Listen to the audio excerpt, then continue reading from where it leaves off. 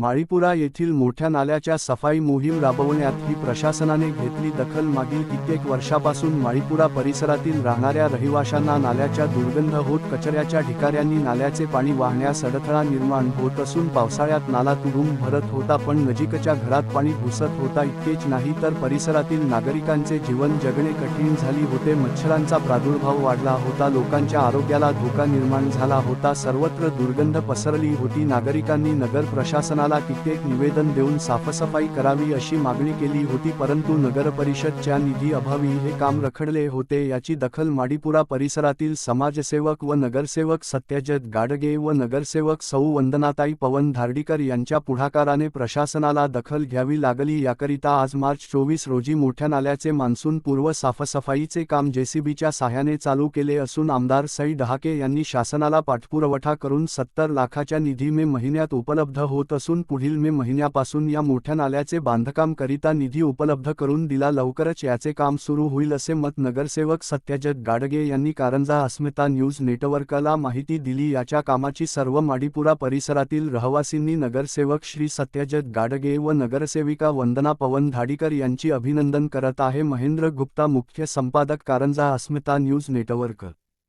कारंजा अस्मिता news network चॅनलच्या व्हिडिओला like करा आणि चॅनलला सबस्क्राईब करा व बेल आयकॉनला टच करायला विसरू नका।